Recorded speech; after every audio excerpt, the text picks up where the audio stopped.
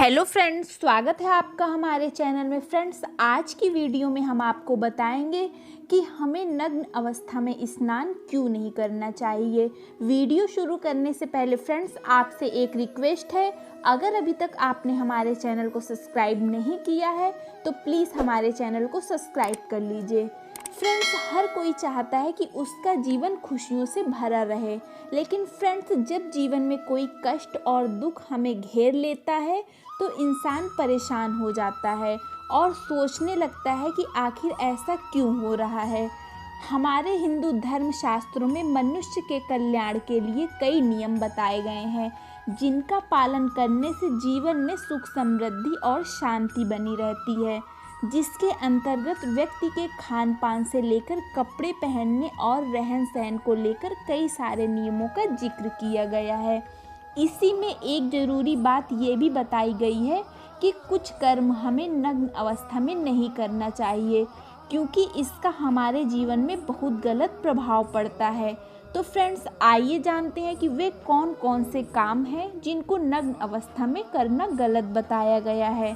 Friends, Vishnu पुराण में मनुष्य के जीवन से लेकर कई नियम बताए गए हैं। इसमें खान पान से लेकर कपड़े कैसे पहनने चाहिए इस तक का नियम बताया गया है। फ्रेंड्स, गरुड़ पुराण में ये भी बताया गया है कि कुछ काम ऐसे होते हैं जिन्हें निवस्त्र होकर करना धार्मिक दृष्टि से गलत माना गया है और ऐसा करके आप भी पाप के भागीदार बन सकते हैं।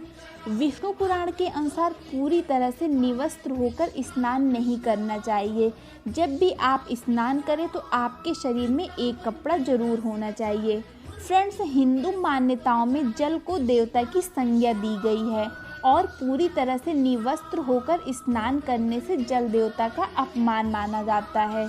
ये तो हम सभी जानते हैं कि जल हमारे जीवन के लिए कितना महत्वपूर्ण है। बिना जल के किसी व्यक्ति का जीवन ना के बराबर है। जल है तो जीवन है।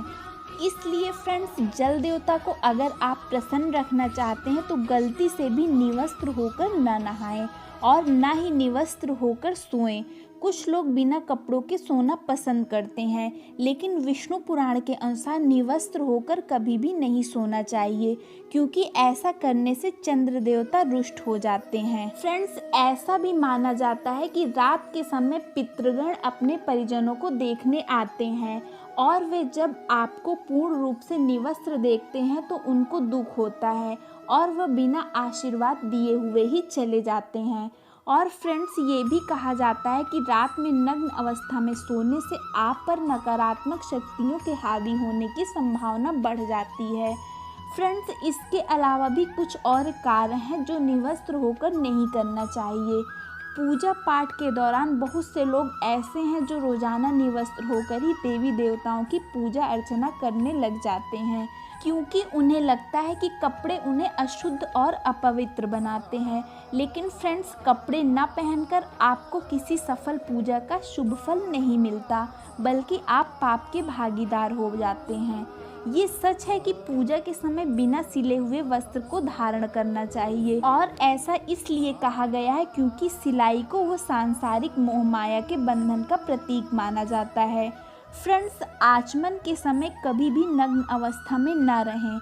ऐसा करने से आचमन का महत्व कम हो जाता है, क्योंकि ये आत्मा की शुद्धि से जुड़ी प्रक्रिया है। इसलिए फ्रेंड्स, अगर आप भी ऐसा करते हैं तो अपनी आदत सुधारें, क्योंकि ऐसा करना आपके लिए धार्मिक रूप से अहितकारी हो सकता है और आपको बहुत सारी परेशानियों का सामना करना पड़ सकता है। तो फ्रेंड्स, कुल मिला के नग्न अवस्था में कोई भी कार्य करना गलत बताया गया है। फ्रेंड्स, अब आप जान ही गए होंगे कि वे कौन से कार्य हैं जो हमें नग्न अवस्था में नहीं करने चाहिए। उम्मीद करते हैं आपको ये वीडियो पसंद आया होगा। अगर ये वीडियो आपको पसंद आया हो तो प्लीज़ वीडियो को लाइक करें, चैनल को सब्सक्राइब करें और बेल आइकन को प्रेस करें, ताकि आने वाली वीडियो की नोटिफिकेशन आप सबको मिलती रहे। Thank you.